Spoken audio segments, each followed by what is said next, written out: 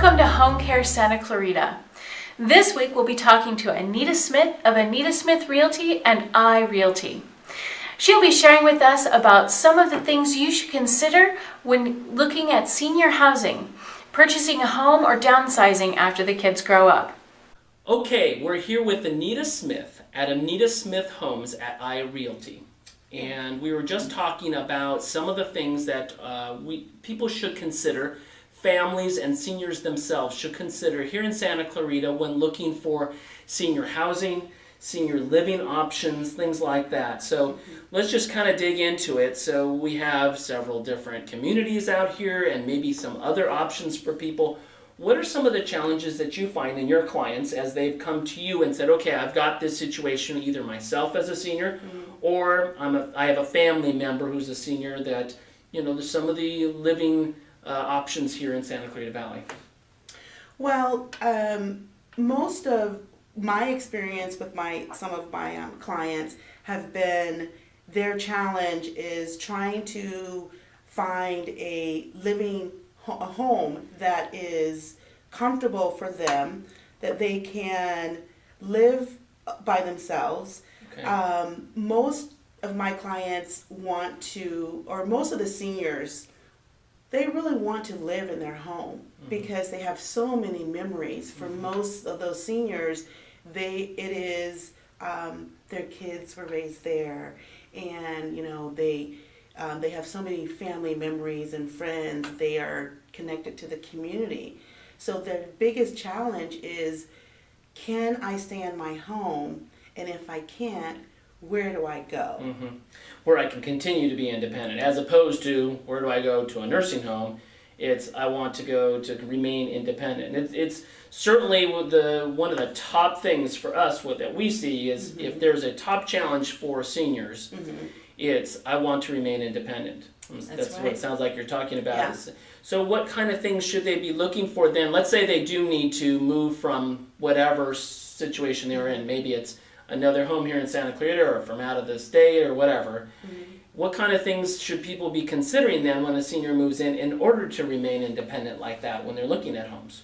Well, one of my clients, she raised 4 children in this big, beautiful home here in Santa Clarita Valley. 2-story, huge yard, pool. The maintenance was just unbearable. She just couldn't keep up the maintenance. So what we did was we gave her options. There was Belcaro. She really loved that community. It was gated. It was single-story home. It wasn't as big as it was small enough for her to take care of. There wasn't a huge backyard, and it was enough room for her family to come and stay the night and still, be independent and still have her family come and visit. The other option that we were able to give her was the homes on Sierra Highway, the Friendly Valley homes. She really liked that community because it felt like it was a city within itself.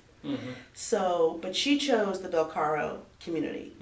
And she's been there for 3 years now, and she's independent, and her family lives down the street. She still feels like she belongs to a community because, like I said, she raised her children here, and so she's very happy there. But she doesn't have quite the like you said, the challenges with this larger place and that kind of thing.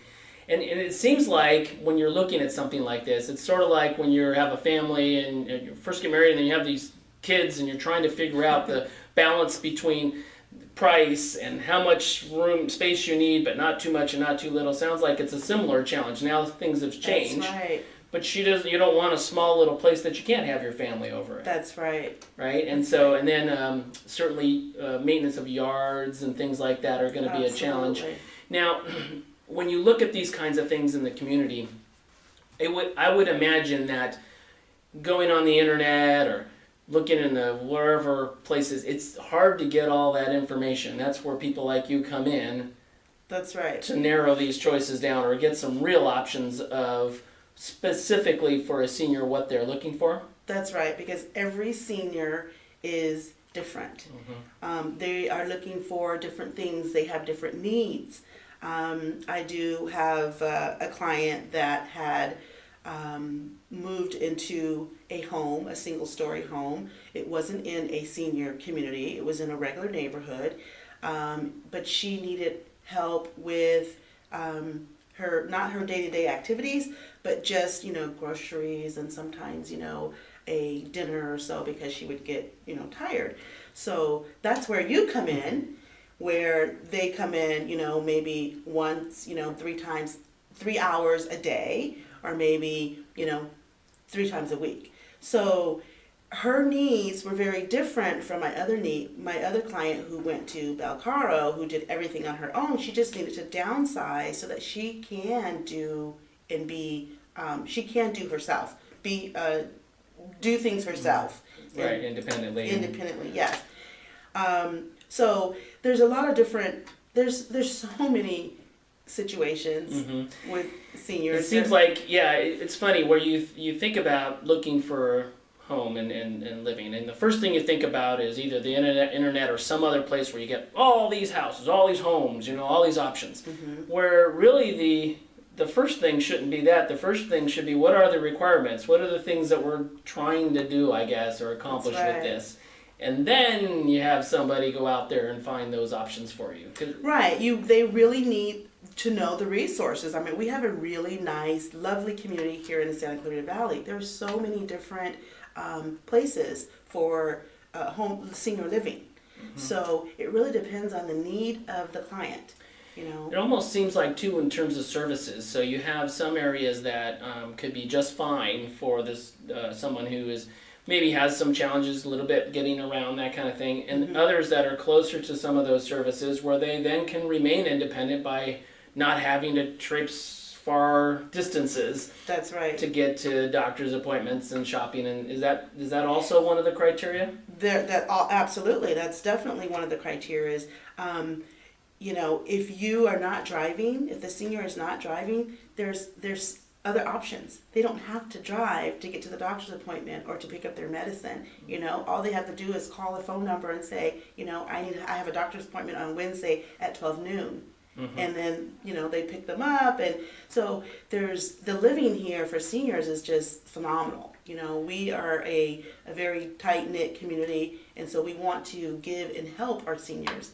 So you just have to know the resources and help the seniors get what they need. Now let me ask you one more question on this, in a little bit differently now.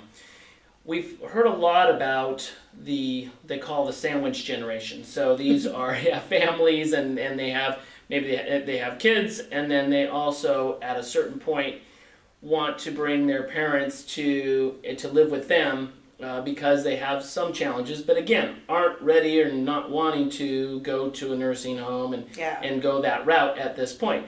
And it can be very a very good situation if they can manage it. And the sandwich is the kids and then the seniors, and then you're sitting in the middle, right? That's right. So that's the idea.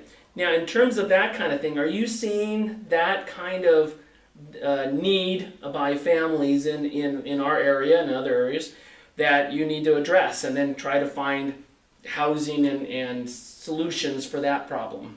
Absolutely. I see that often. And what do you do? I mean, look for little separate rooms or separate areas, or what is the the process? Separate rooms? Well, in a stranger's home? No, in the sandwich. So you have kids, you have parent, and then you have well, there are homes here in the valley that are made for that sandwich generation. Specifically. They have, they're called, casitas. They have these little attached rooms, some of them that are right connected to the home. So they call them the Generation X homes. Okay. So you have the house, and you have the 2-story house, and then right next to the house, which is connected, you have a room for the mother-in-law, and most people call them the mother-in-law quarters, but this is actually a home built for those specific needs. So the homes, the senior feels like they're living alone. And they're somewhat independent. They don't have to be kind of part of the mix and mingle of the rest of that. And what's going on, right, and all the chaos with the children and the parents and all the the scheduling. but yet they can sit and have breakfast with them. They can sit and have dinner with them. They have access to the house if need be. They have a separate entrance if need be. You know, yeah. So it's Interesting. Yeah. Yeah, it it's sounds like really a great cool. solution. Something that's probably going to be happening more and more, right? As the silver tsunami comes, where we're going to have more and more of those situations. But it sounds I like believe there so. are some options out here. Absolutely. Yeah. And what we really need to do is to get somebody like you out there helping us. So I guess the bottom line is figure these things out of what the kind of scenario is or what the kind of needs are. Yeah. And then find somebody like you to say, okay, now that we know and you take the time to understand those scenarios, and then let's go get some options out there. So That's right. if somebody needs to get a hold of you, you have a website that you can give us? I do. They can go to Anita Smith Home. Atria will be hosting Virtual Reality with Nate. Come and experience this cutting-edge technology. On Tuesday, January 17th at 9:30 to 11:30, the Senior Center will be hosting a weekly archaeology and history discussion group. Wednesday, January 18th from 12 to 1, the Senior Center will also be hosting Demystifying Pain Management for Seniors with Dr. George Pan. They'll be discussing current treatments, facts and myths about opioid use, and much more about pain management. Also on the 18th at 3:30, Atria will be hosting an art showcase. You can see art on display from their residents and local artists. We have many events going on at the Home Care Services Resource Center this month, so make sure that you keep looking at our website and Facebook page. A few of the upcoming events are on Monday, January 9th at 12 noon, safety staff will be presenting Life is Why by the American Heart Association. Rick will be presenting on January 10th at 6 p.m. the Alzheimer's Association Healthy Living for Mind and Body. Friday, January 13th, we'll be hosting the Alzheimer's Advocacy Group, where you can learn how to be an Alzheimer's advocate. Tuesday, January 17th at 6 p.m., Jennifer Kennedy of Footprints in Pink will be presenting Breast Cancer Awareness. It's not just for October. So don't forget to check back as I bring you the best of what's going on around Santa Clarita.